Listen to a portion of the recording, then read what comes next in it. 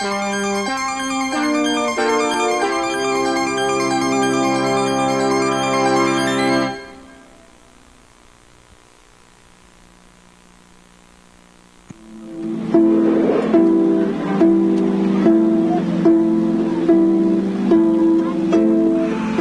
your mother come from Ireland? Aye, from County Cork. County Kerry, did you say? Or Galway Bay? Now we'll take you there. Those lilting place names that roll off the tongue like a warm raindrop. Those counties celebrated with sweet tea sentiment in Tin Pan Alley ballads that make up today's Republic of Ireland.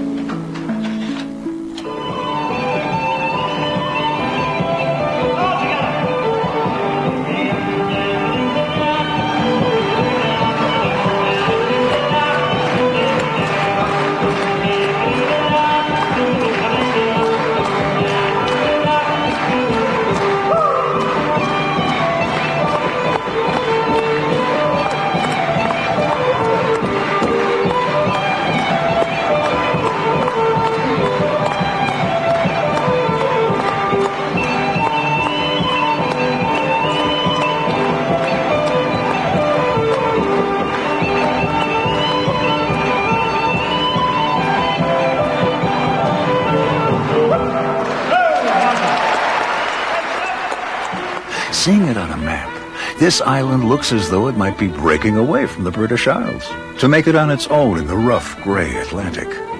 The high kingdoms of Ulster, Leinster, Munster and Connacht, Erin in Gaelic, and to us, the Republic of Ireland, taking up 80% of the island. Not very big, 150 miles across and 315 miles from top to bottom, supporting 3.5 million souls. Céad Míle Fáilte go Héireann. Welcome to Ireland. The fabled Ring of Kerry. Cork, site of the Blarney Stone, which pilgrims suffer backache and vertigo to kiss. Wexford, ancestral home of John F. Kennedy. Gaelic Galway. And the bleak Isles of Arran. Wild Connemara. Sligo, in the breath of poets. Donegal, the Atlantic lapping at its doorstep. And fair Dublin town, the friendliest capital on earth. The golf lovers' Ireland. And especially the horse lovers' Ireland. The poets' Ireland. For this is a land of poets and wordsmiths, where eloquence is more highly regarded than affluence. So that we try to feed a habit for everything, until the ego puppets, the militaries, mirror our own warring face. Too little peace.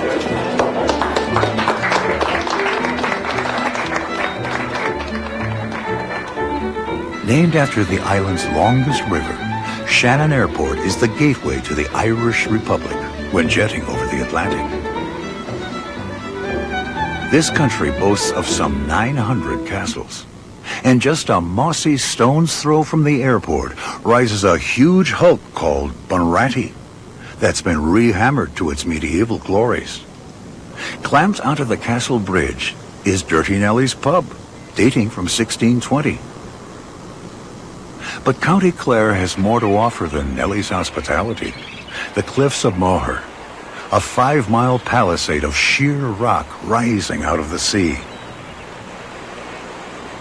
And the Alwy Cave, with stalactites 1,000,000 years in the sculpting. The bones of hibernating bears have been found here. Bears have been extinct in Ireland for more than 1,000 years. 15 miles to the west of the airport stand the walls of Limerick.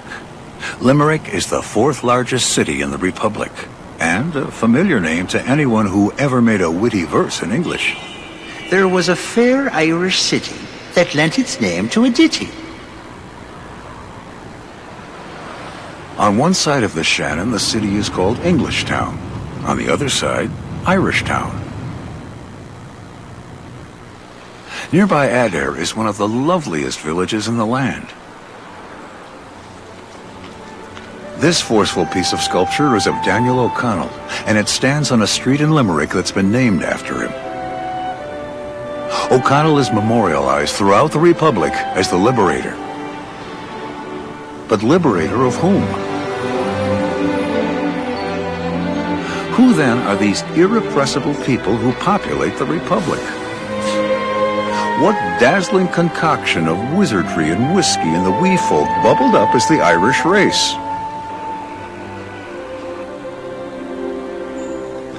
Long, long ago, beyond the misty space of twice 1,000 years, in Erin Old there dwelt a mighty race taller than Roman spears. Sure, and there were leprechauns and bog spirits more than 5,000 years ago. When Bronze Age men buried their dead here at Newgrange in County Meath. Then the Celts, fierce but canny, invaded from Central Europe and took over the island. They were fighters, the Celts, and splendid horsemen. Here on the Hill of Tara, also in County Meath, their high kings held every third year great assemblies. For 2,000 years, Tara was Ireland's political powerhouse and most sacred pagan shrine. Now came another conqueror, but of a different sort. Patrick was born in Roman Britain and had been shunted to Ireland as a slave when he was only 16. He somehow got away. In the year 432, he returned as a missionary armed with the cross and the word. Here on the Hill of Slane, he lit a paschal fire and proclaimed his mission to the pagan Irish. The Rock of Cashel in County Tipperary had been a place of worship going back to the Gaelic beginnings. Kings were crowned here. Here Patrick baptized the High King of Munster and the royal family. And it was on Cashel that Patrick likened the Trinity to the three leaves of a shamrock. The new faith brush-fired over the land. Monasteries arose, great depositories of Greco-Roman and Christian learning. Irish monks, the most scholarly in Christendom, fanned out over Europe. More invaders. In AD 795, Norsemen swooped down on Ireland in their long, dragon-prowed ships. Their minds were on booty, not books. They ravaged the monks, the monasteries, and the pretty colleens. Their raiding bled on for 2 centuries. But the Vikings weren't all fire and broadsword. They settled down to become traders and founded the cities of Dublin, Wexford, Cork, and Limerick. Strongbow the Norman was the island's next conqueror in 1171. The following year, King Henry II of England staked out Ireland with Norman castles. So began the entrenchment of English rule. Erie. A moonscape, perhaps? No, it isn't the pocked surface of the moon. It's the Burren in County Clare. As bleak and forbidding as the somber history that it calls to mind. In the 1600s, the Catholic majority of Ireland revolted against their English masters. With 20,000 troops, Oliver Cromwell vowed to drive the rebels to hell or Connacht. By 1652, he'd massacred a third of Ireland's Catholics. Those spared were sold into slavery in the West Indies. On his march over the Burren, the complaint was heard, "Not enough wood to hang a man, not enough water to drown him, and not enough clay to cover his corpse." Yes, the Irish prayed for a liberator. Sadly, a century passed before he emerged. Of him, we'll see more.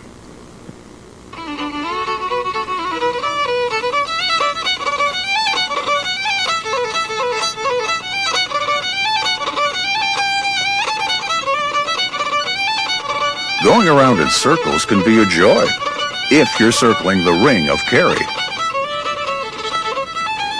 If it's clockwise you're going, then it's south on the Kenmore Road from Killarney, through Killarney National Park, to Derrynane, to St. Finans and Ballyskellig's Bays,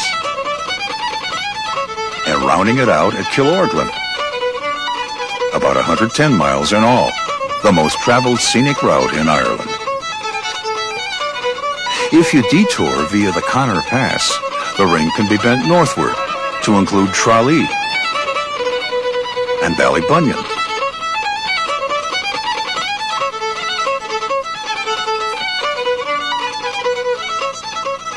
Killarney National Park, Ireland's own lake country.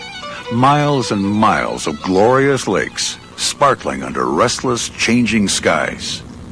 McGillicuddy's Peaks, the highest range of mountains in the land. Moorlands. Ocean currents keep the climate here mild, making for lush ferns and mosses, forming homes for leprechauns. This park holds the largest growth of natural woodlands remaining in Ireland. It's ruins now, but he was born here. In County Kerry in 1775, Daniel O'Connell, the liberator.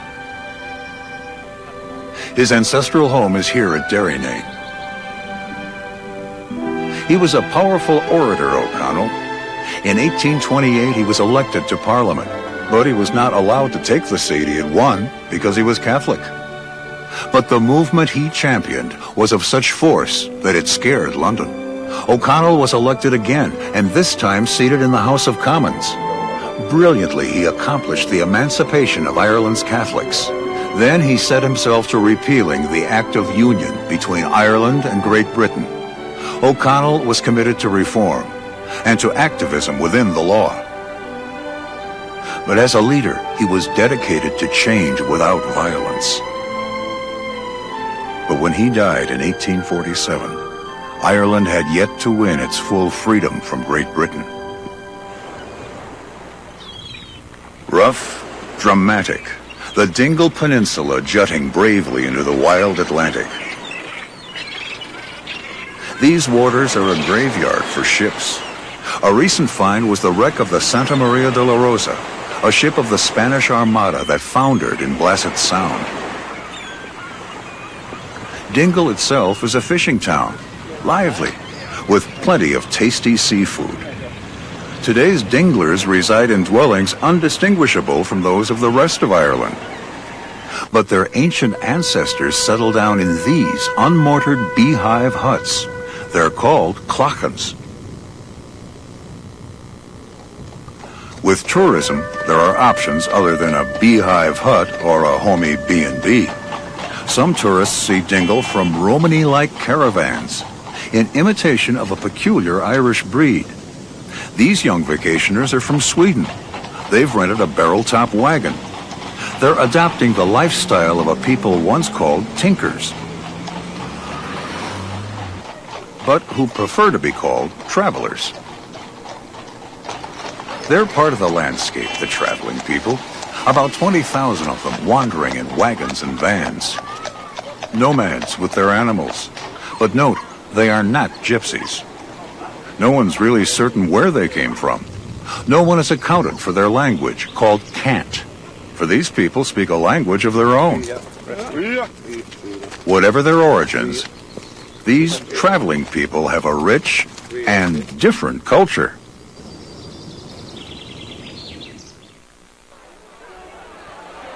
Tralee is County Kerry's biggest town, and it's never busier than in late summer when the Festival of Kerry is held. It draws from around the world. Hibernian ladies from several continents. Because the world over, most everyone is familiar with the words and melody of the Rose of Tralee. Who is most like the Rose of the song?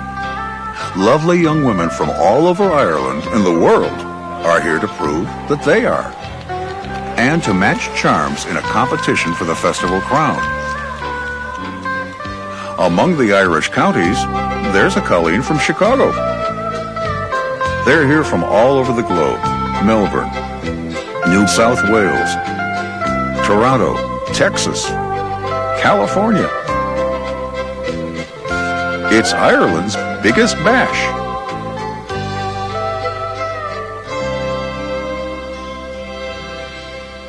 Ballybunion means town of the sapling in Gaelic, but to the Irish it means holidays, seaside holidays. It lays sunbathing on a coastline of sandy beaches and jagged cliffs. Old Lick Castle is a landmark of the grounds for which Ballybunion is best known, its golf courses. There are two 18-hole courses here. Champions say that the old course is one of the 10 toughest in the world. It's a wild place, a terrain as it was 1,000 years ago, where River Shannon meets the ocean. Tall grasses cover dunes that pitch and roll. Golfers, welcome to Ballybunion.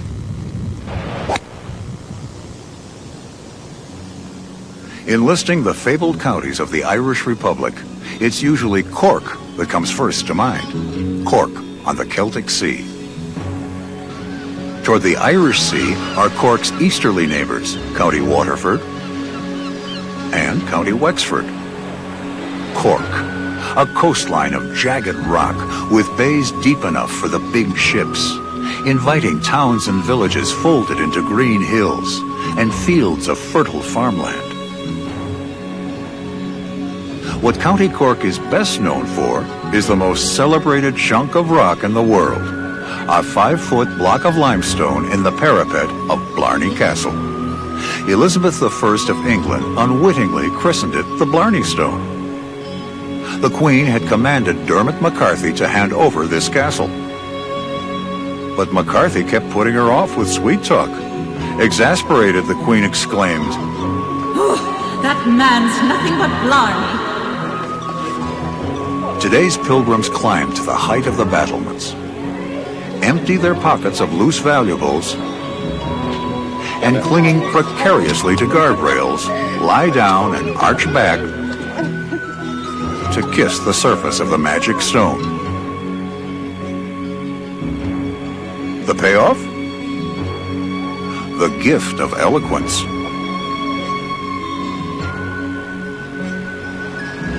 It's the second city. That's the city of Cork by the River Lee, with a continental air and a population of 140,000.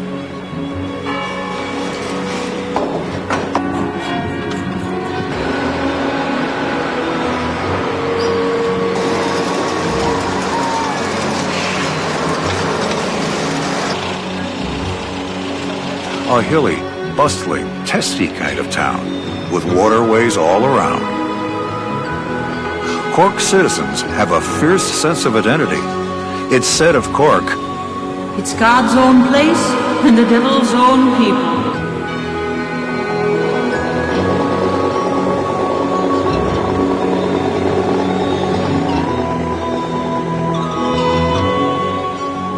Just 15 minutes from the city of Cork stands Cobh. Its harbor handles the big ships. Cobh's maritime history is notable, and often, in human terms, strangely tragic. Cobh was the Titanic's last port of call before it sailed into its tragedy. Surveying Cobh today offers no clue to the place of the potato in its history, but here the port and the potato, or one of them, are fused. After the discovery of the Americas, an edible tuber made its way from the New to the Old World. Sir Walter Raleigh returned from his Virginia expedition with potato tubers, which were planted here, on the grounds of Castle Matrix, the first grown in Ireland. The Irish peasant had been dreadfully undernourished. Then the spud made its entrance into his life. Here was a nutritious staple that could be grown in abundance on small plots of land. Plain folk and the potato. The peasant's daily diet improved. 6 pounds of potatoes and a pint of milk. The population increased. Gratefully, they might have prayed, give us this day our daily potatoes. Potatoes were life. Then it struck in 1845. A blight. The potato crop failed, and failed, and failed, and failed again. A great hunger fell over Ireland. Unable to pay the rents to their London landlords, Irish underdogs were driven off the land. The hungry ate grass.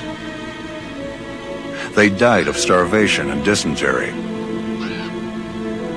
They died crawling in the streets, screaming for food. Of a population of 8.5 million, 1 million starved to death.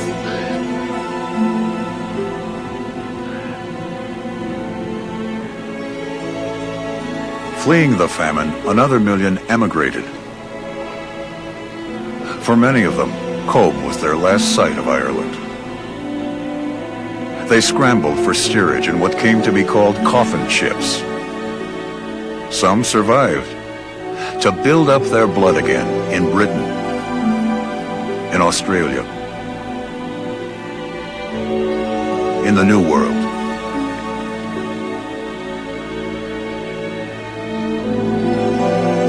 Emigrant ships calling at Cobh continued in the 20th century. Into the years of World War I.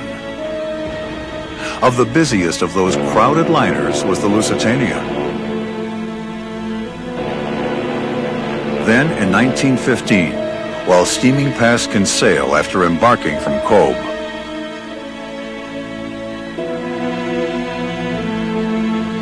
the Lusitania was torpedoed without warning by a submarine of the Imperial German Navy. 1,198 human beings perished.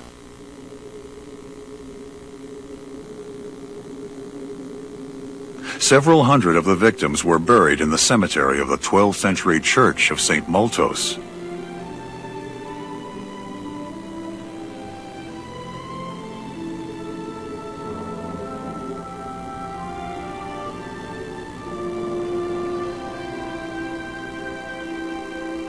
Today, there's a monument to those who perished, a reminder that the splendid port city of Cobh has been fraught with tragedy.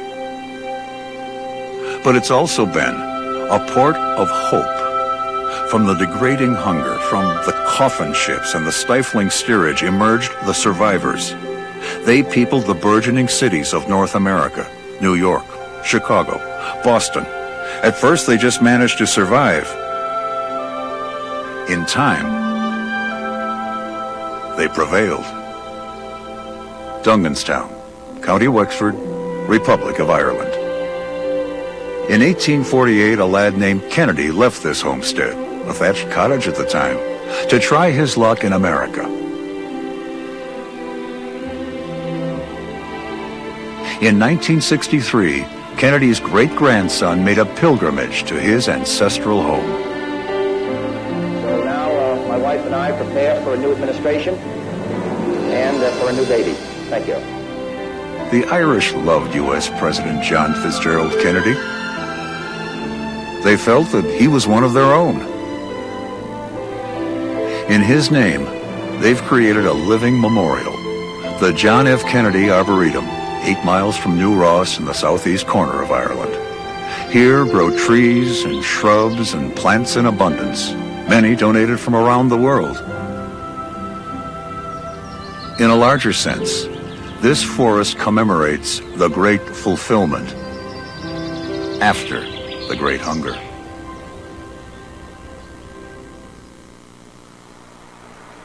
The name Waterford, as in County Waterford, rings throughout the world's boutiques, from the elegant crystal produced at Waterford City's Glassworks. It's the largest glass factory in the world. 3,000 visitors a week watch as the ingredients are mixed, shaped, and with consummate skill, cut in the unique patterns that are a hallmark of Waterford.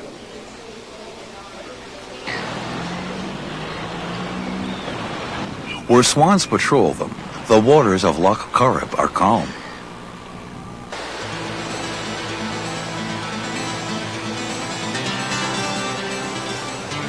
But these waters surge wildly when spilling into Galway Bay. Between Loch Corrib and the sea, they're thick with salmon.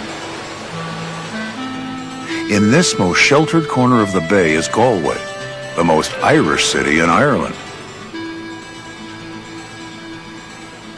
Though its imposing cathedral is strictly 20th century, Galway is old. Its beginnings were humble, a harbor and a hangout for fishermen. But by the 13th century, it had become sufficiently prosperous to enclose itself within thick walls to keep out the wild Irish.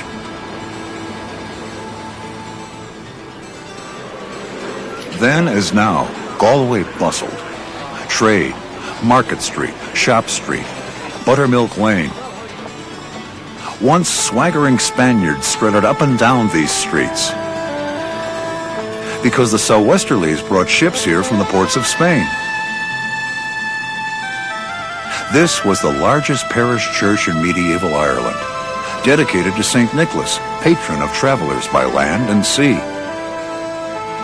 There's an intriguing old tale about this church. Christopher Columbus docked in Galway Harbor and prayed in this church before embarking westward in the Santa Maria. Given Galway's place on sea routes, the tale isn't as far-fetched as it may seem.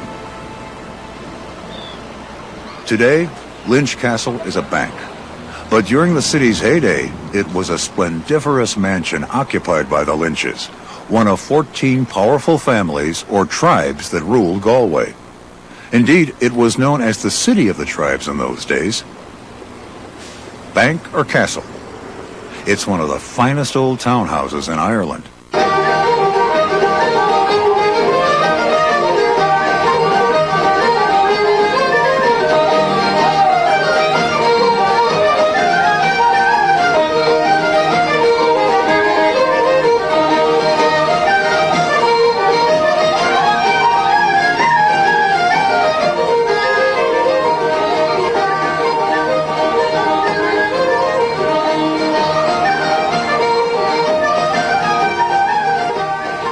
This is a monument to a storyteller, a Galway-born storyteller who wrote exclusively in the Irish language, Pádraig O'Conor. Oh, there were those who raised an eyebrow when a monument was erected. Old Paddy was never in one place very long. As a matter of fact, he was a bit of a hobo, with a weakness for the bottle, but his writings are much loved. Like O'Conor, Galway is, and lives, a folktale.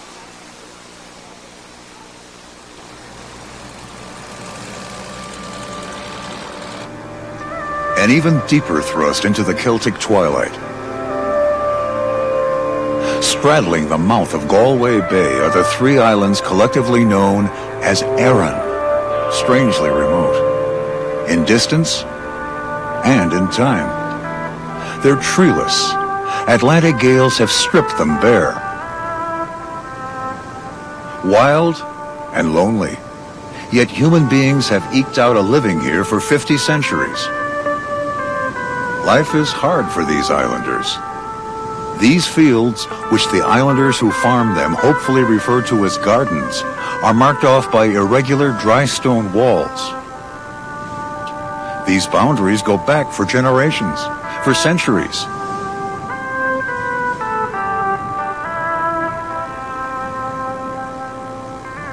Here, human communities, little worlds unto themselves, subsist on potatoes, milk, and fish. And there are wildflowers. The people here are steeped in folkways. Irish Gaelic is their workaday language.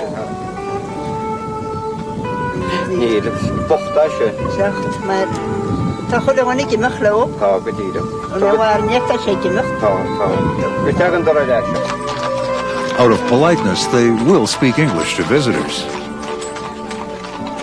This is the honored kind of boat used by the locals, the Cora, made of laths and tarred canvas. Fishermen sail far out into the open seas in these craft. The stuff of legends, these islanders, a kindly but fearless people. These are the folk of Synge's haunting play, Riders to the Sea, and of American filmmaker Robert Flaherty's masterpiece, The Man of Erin. Erin beckons visitors seeking a way of life rooted in the timeless, the unchanging. You can explore on foot its pristine white sand beaches and probe the tide pools for what the sea has left behind. You can explore its tiny harbors and visit the graves of fishermen unknown to you, but in this place of crying winds and quiet courage, they're somehow kindred. You can traverse its stony fields in a light two-wheeled carriage. They're called Jerusalem Jeeps by the locals. You can breathe its briny, unpolluted air while pumping a bike. You can meander through its tidy towns where accommodations are family run.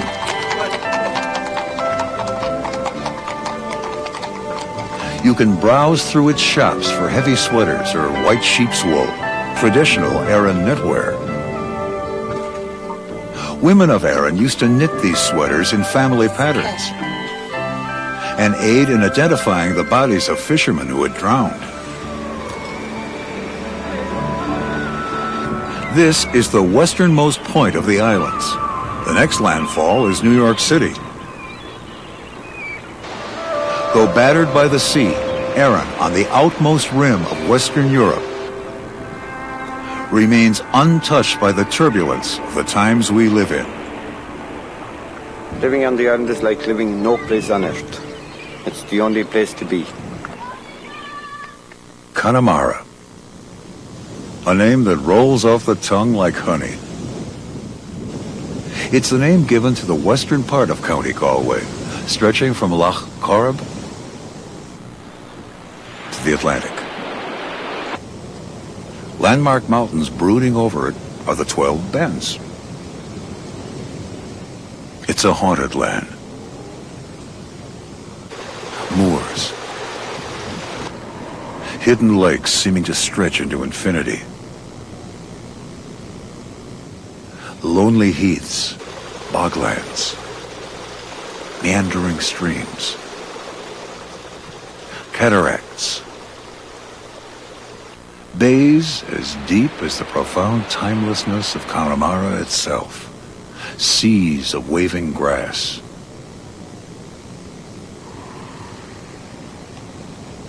It's a place of few people, but with multitudes of memories. Haunting memories of giants and dwarfs and warrior kings who ruled when this was an ancient Gaelic kingdom. Connemara enchants. It is more than sights and sounds. It's a way of feeling. Lying at the head of Clifton Bay is the market town of Clifton. Population just over 1,000. Yet it's referred to as the capital of Connemara.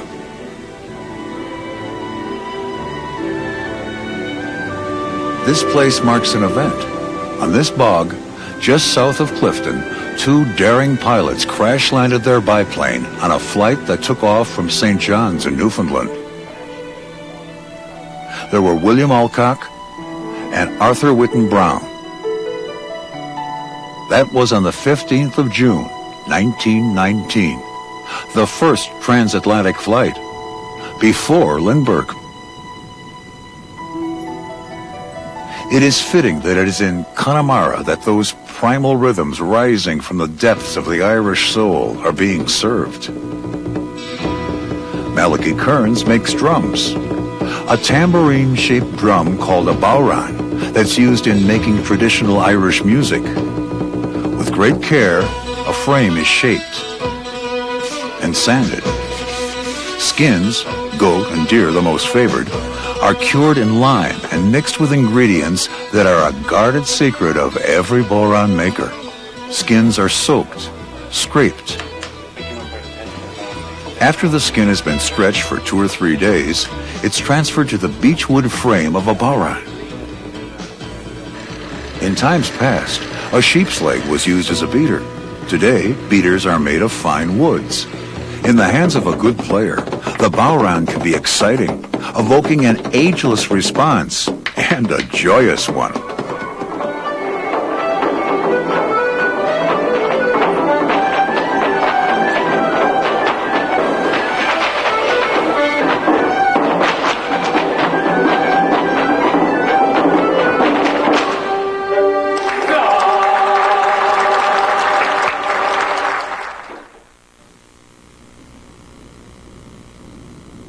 The region languors into summer. Then,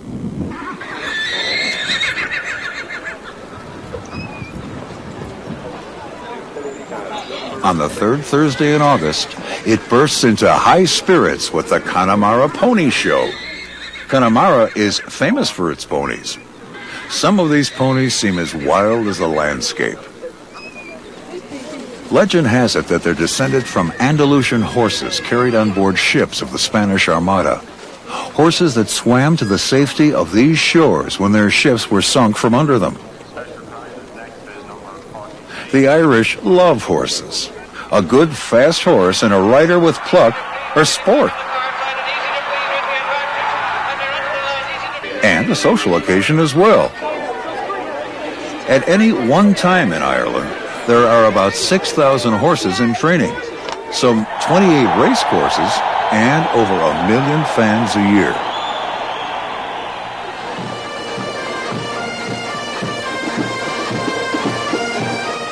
The toniest of equestrian events takes place from the first Tuesday of August through the following Saturday.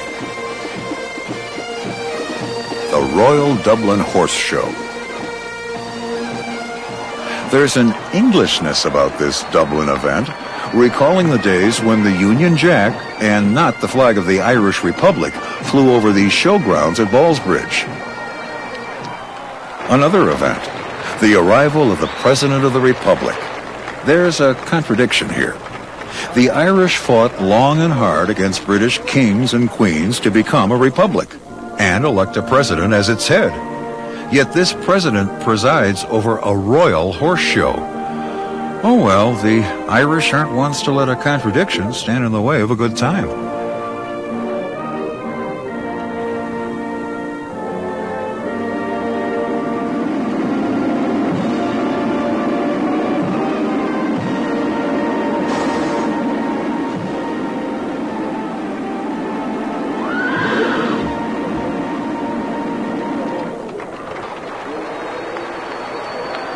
Perhaps even more than by the strains of their national anthem, today's Irish are united by the sound of a horse's hooves striking lightning from the earth.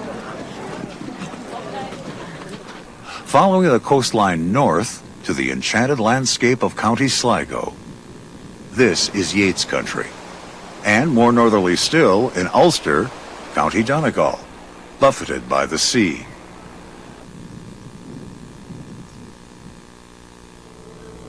Haunting is the word for County Sligo.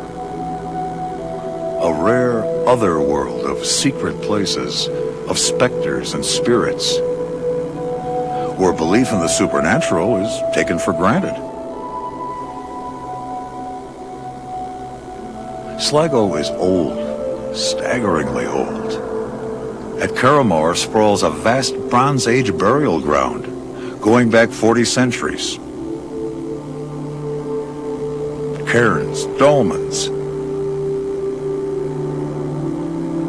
It was in Sligo that Nobel Prize-winning poet William Butler Yeats spent his summers as a youth.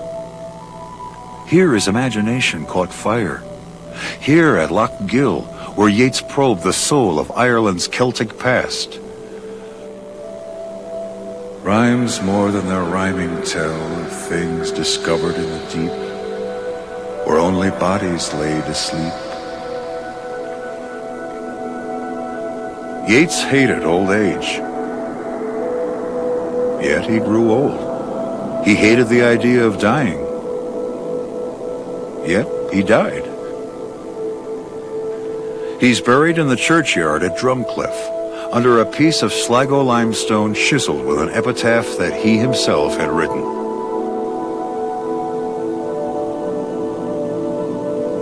Cast a cold eye on life, on death. Horsemen, pass by.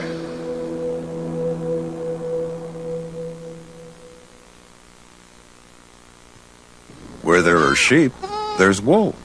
And Donegal is one of the best places in Ireland to buy tweeds. The Atlantic pounding at its doorstep, County Donegal has launched fishing fleets and the Fighting O'Donnell clan into the maelstrom of Irish history.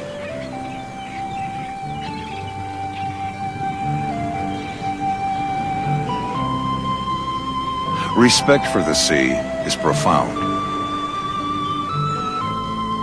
Independence, fierce. Irish is spoken here. More people speak the Irish language in Donegal than in any other county in the Republic. But the Donegal dialect has much in common with the Gaelic spoken in the Scottish Highlands. Indeed, Donegal has strong ties with Scotland. In Christian times, it came to be known as the Blessed Well, but Doon Well is pagan. Pilgrims wind bits of clothing and personal effects onto nearby bushes, masking the foliage with frippery. Then they circle Doon Well ritualistically. The belief in the curative powers of the well's waters goes deeper than the well itself,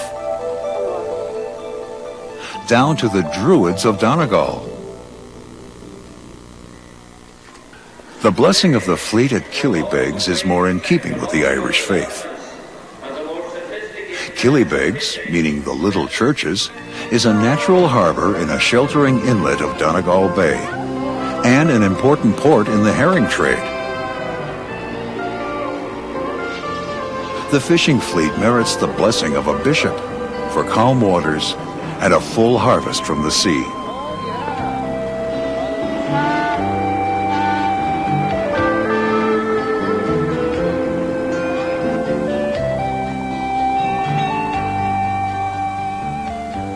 Eastern Ireland, facing the Irish Sea, abounds in sights just an hour or so from the capital.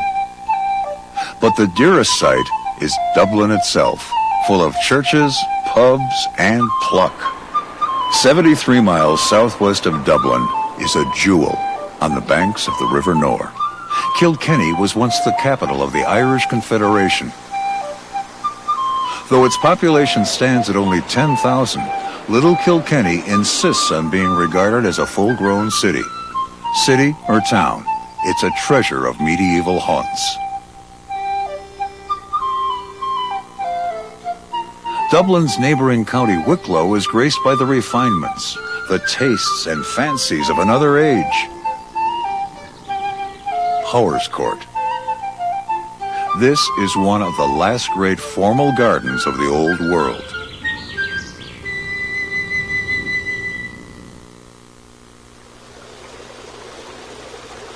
Flowing from east to west is the River Liffey. In its meanderings, its waters become musky and as green as Ireland itself. From its banks and from an overflow of history sprang Dublin Town, Dublin's fair city. But it all started with the river. In heartfelt gratitude to the river, today's city fathers commissioned this magnificent fountain. Dubliners promptly christened it the Floozie in the Jacuzzi.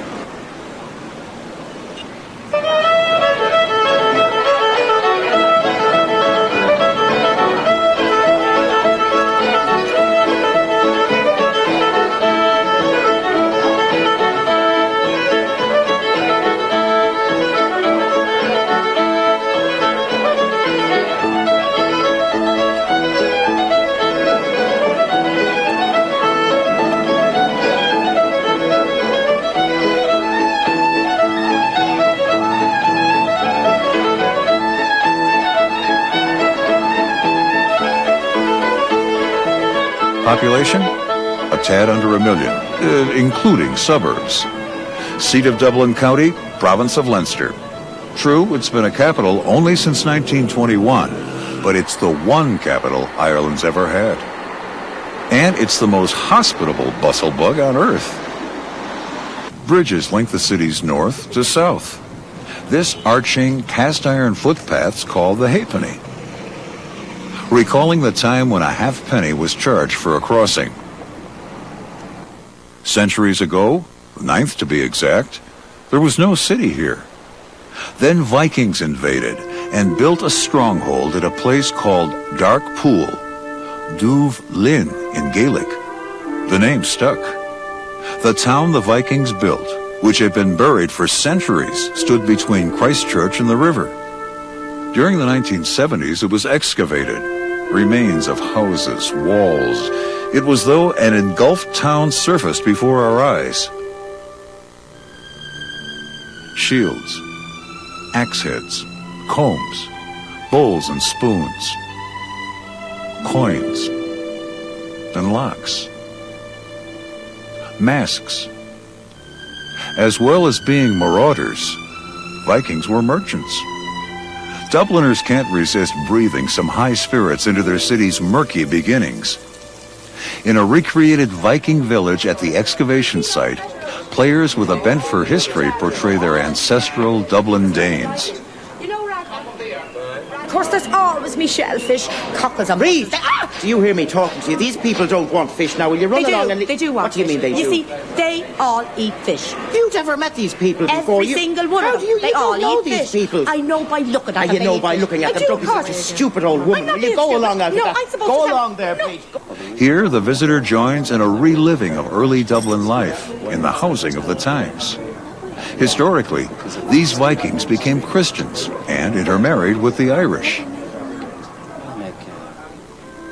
In the 12th century, Normans arrived by way of England.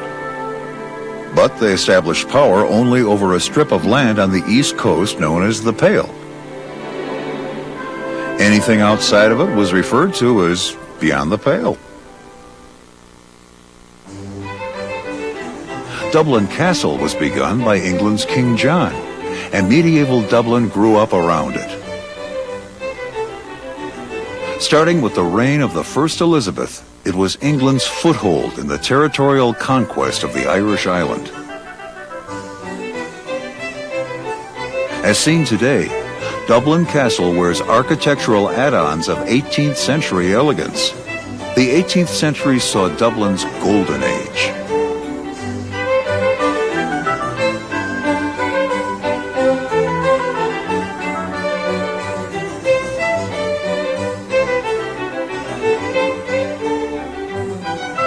The cornerstone of Parliament House was laid in 1728. Though one of the statues that ornament it represents wisdom, it was folly for the Irish Parliament to vote itself out of existence as it did in 1801, when its befuddled MPs passed the Act of Union with Great Britain. From then on, Ireland was governed from London. Dedicated in the 12th century, St. Patrick's Cathedral has had several faceliftings since.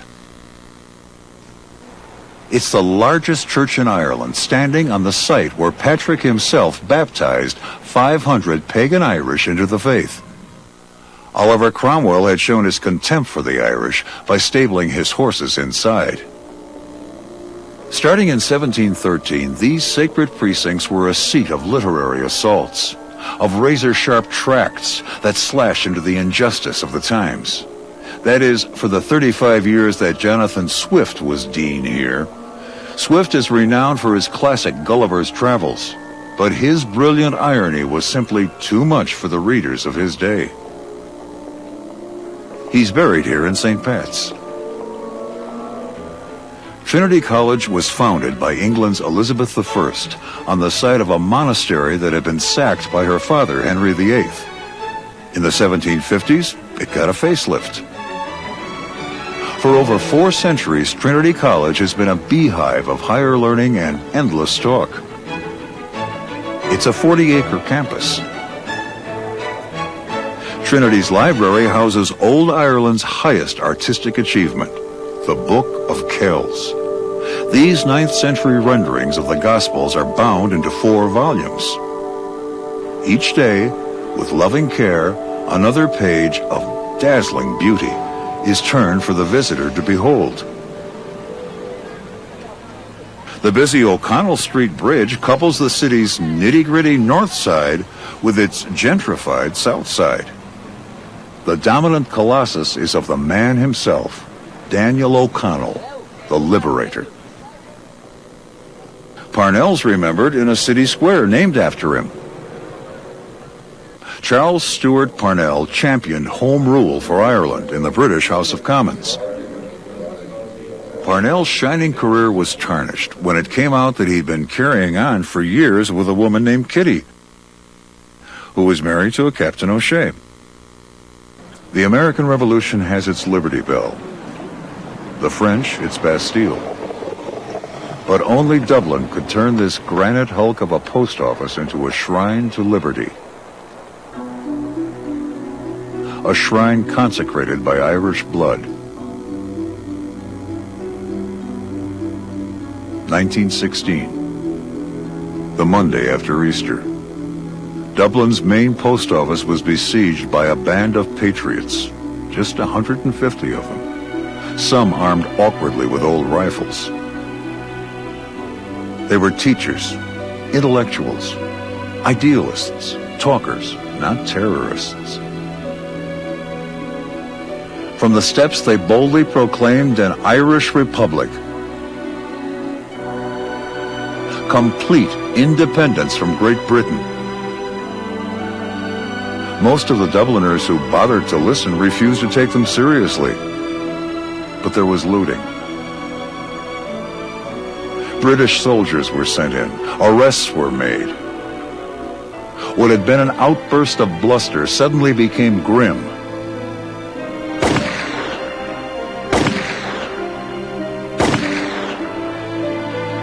On the 3rd day of May, leader Pádraig Pearse and 2 others were shot by a British firing squad.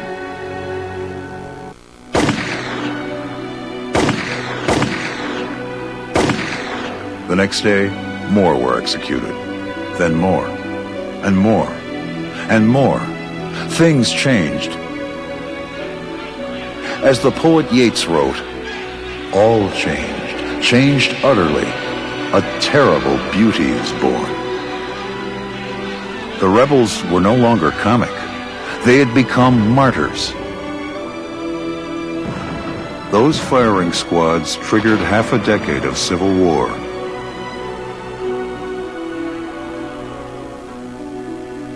Then, on December 5, 1921, 800 years of Englishmen trying to impose royal rule on their Irish neighbors came to a halt. At last, Ireland was free. This scarred old building is still in use as a post office. Fashionable Dublin still basks in the glow of a vanished age. It's a city for strolling, a city of graceful squares and the welcoming doors of Dublin. Richly painted Georgian entrances, radiating fan lights and embellished with polished brass. Some of these doorways lead to the cradles of famous and sometimes infamous writers. The poet Yeats was born at number 5 Sandymount Avenue. Notorious for his rapier wit, Oscar Wilde was born at number 21 Westland Row. Though Dublin is something more than a bat's flight from Transylvania, novelist Bram Stoker was born here. He wrote Dracula. George Bernard Shaw first learned the ABCs of the language he used so brilliantly at number 33 Sing Street. Here, on Leinster Lawn, is where Shaw played hooky as a schoolboy. The National Gallery, housing a collection of splendid works: Rembrandt, Velázquez, Goya, El Greco. The National Gallery was the place to which Bernard Shaw owed his early education, so he claimed. Shaw, whose plays had tickled audiences into a higher social consciousness, left a third of his estate to the National Gallery. That's considerable, taking into account the royalties from such works as Pygmalion, which was made into one of the biggest money-making musicals in theatrical history, My Fair Lady. There's a backdoor Dublin, too, north of the Liffey. This is the grubby Dublin of Sean O'Casey, master of the tragic comic in his plays The Plough and the Stars, and Juno and the Paycock. Parrots are running there, 2 pence for 30 pence. Brash. I hope I don't break that bloody camera. I don't know. I generally do. Lively. But you not bring him over and get his face washed. And buoyed with wit as colorful as its stalls of produce. The down-to-earth Dublin of the Moore Street Market. Who's got the sense of humor? We all have. We all have. We all have. Just one day at a time for us. This venerable market is manned by weathered Amazons. Crones from the Cabbage Patch, who through more decades than they dare add up have seen it all. I'm too yuppie for her. Madonna. Say Madonna.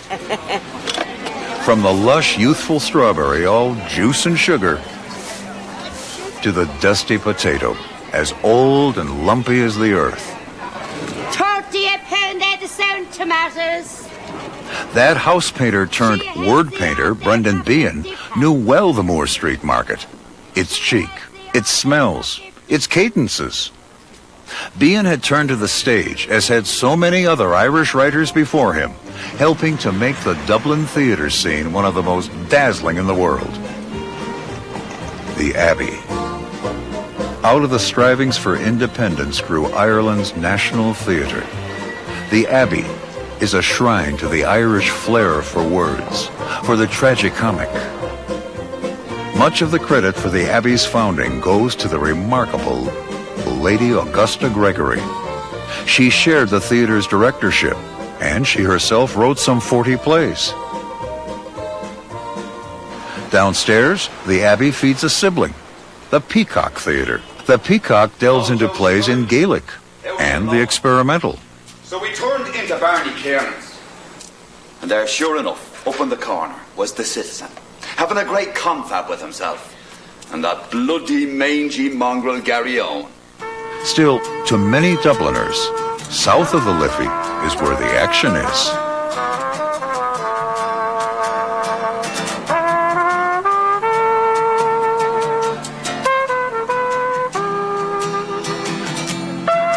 Dublin's smartest shops are on Grafton Street. Grafton ends at St. Stephen's Green, the city's landmark park. 22 acres of trees, ponds, fountains, and flowers. Until 1663, this was an open common.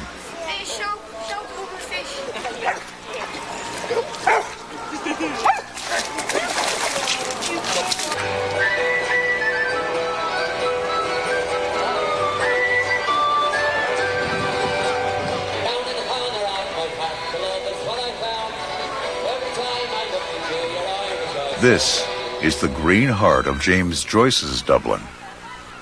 Crossing Stevens, that is, my green. Not since Shakespeare has a writer used the English language with such originality as Dublin's most famous son, James Joyce. James Augustine Aloysius Joyce was born at number 14 Brighton Square in Rathgap, south suburban Dublin. His father was a rates collector. This is Sandy Cove on Dublin Bay. Sandy Cove is still a place where Spartan gentlemen bathe in the rough, cold sea. In 1904, Joyce had lived there in this squat stone tower. Today, it's the James Joyce Museum, housing the writer's furniture and mementos. Piano, neckties, guitar. When he was about 30 years old, Joyce courted a young woman named Nora Barnacle. Nora returned Joyce's romantic interest. They went off together to the European continent as self-styled exiles. In time, Joyce and Nora married. Joyce spent much of his time writing books. The going was tough. But Nora stuck with him, even though she wasn't sure of what his books were all about. By the time he died in 1941, this sparse, nearsighted man had become a colossus of 20th century literature. James Joyce had not been back to his hometown in over 30 years, yet in all of his works, he had written of nothing but Dublin. To him, Dublin was the dead center of the universe. In the tremendous vitality of his prose, Dublin is the stage upon which the human tragicomedy is acted out. Yes, lived. Then I ask with my eyes to ask again, yes. Then he asked me, would I yes to say yes? And his heart was going like mad, and yes, I said yes, I will, yes.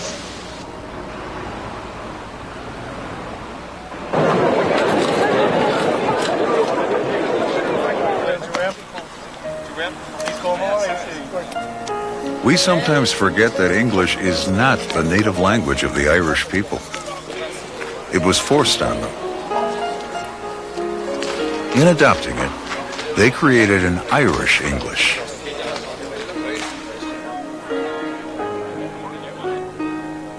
A rich froth of wit and whimsy tops the conversational flow.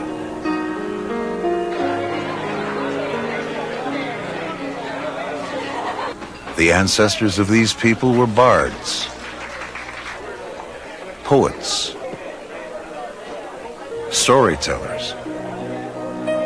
Today, a storyteller in a pub strikes the same note.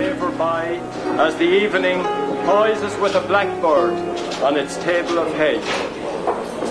Just that. And here and there, a gate. There are 10,500 of these pubs in the country, one for every 350 citizens. And there's always a grand welcome. Here the gab is as heady as the Guinness. The pub crowd becomes family, and the pub itself a celebration of Ireland. But dear Ireland is more than the bravado of her talk, or a love for dogs.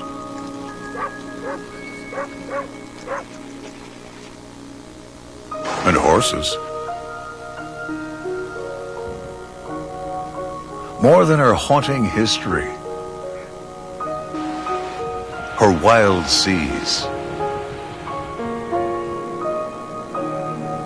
the emerald facets of her landscapes,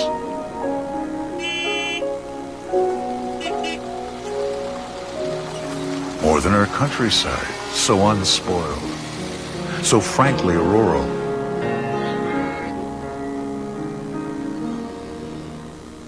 More than that secret scripture of the poor, the Irish language. It is Ireland's fundamental peopleness, the wonder of simply being a person that so many of us have lost still lingers here. And oh, the dreaming.